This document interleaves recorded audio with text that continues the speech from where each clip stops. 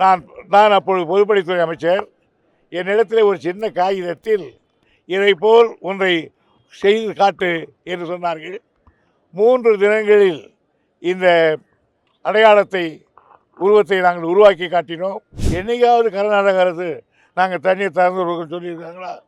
அதிகமான தண்ணி இருக்கிற பொழுதும் அதே பாட்டு தான், குறைவாக தண்ணி இருக்கும்போது அதே பாட்டு தான். காவேரியுடைய வாட்டர் மேனேஜ்மெண்ட் போர்டு திறந்து விடு என்று சொன்ன பிறகும் திறக்க மாட்டேன் என்று சொல்கிறார்கள். ஆகையினாலே மத்திய அரசை மதிக்காமல் இருப்பது கர்நாடக அரசு. இது கேள்வி கேட்க வேண்டியது உச்ச நீதிமன்றம். அதை நாடுவோம். யாரு அவங்களும் பண்ணாமல் இருக்கு, நாங்கள் என்ன பண்ணுறது? நாங்கள் இந்த திட்டம் முதலில் வடிவெடுத்தது அமெரிக்கா நாட்டில் இருக்கிற சிக்காகோ நகரத்தில்தான் இதை ஆரம்பித்தார்கள். ஆனால் இன்றைக்கு அங்கே சில இடங்களில் செய்கிறார்களா இல்லையா என்று தெரியவில்லை. ஆனால் மனித உரிமையை கொண்டாடுகிற நாட்கள் எல்லா நாடுகளிலும் இந்த தினம் கொண்டாடப்படுகிறது. இந்த தினத்தை திராவிட முன்னேற்ற கழகம் ஆரம்பத்திலே இருந்து தொழிலாளர்கள் பால் அதிக அக்கறை கொண்ட இனம். எனவே இந்த இயக்கம் வளர்ச்சியில் அதோடு ஒன்றி வளர்ந்த ஒரு பிரிவு தொழிலாளர் சங்கங்களாகும். எனவே திராவிட முன்னேற்ற கழகத்தை பொறுத்தவரையில் எங்களுடைய தொழிற்சங்க பிரிவு தொழிலாளர் வர்க்கத்துக்காக நீண்ட நெடுங்காலம் போராடி பல்வேறு தியாகங்களை செய்து பல வெற்றிகளை பெற்றிருக்கிறது.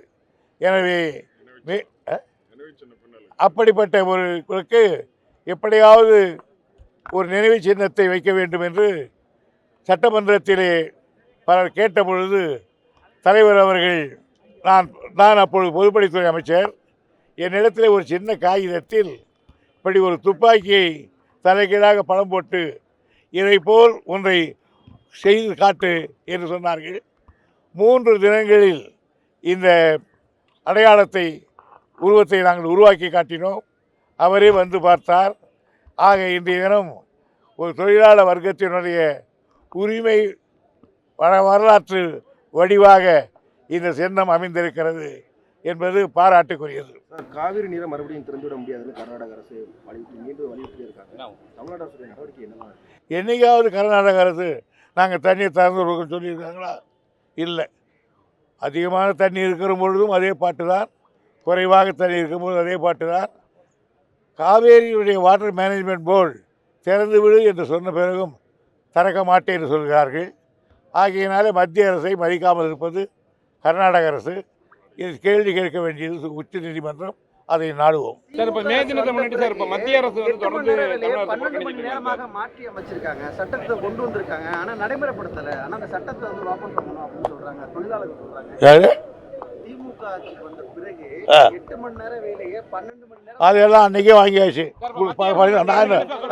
நான் தான் பேசுறேன்.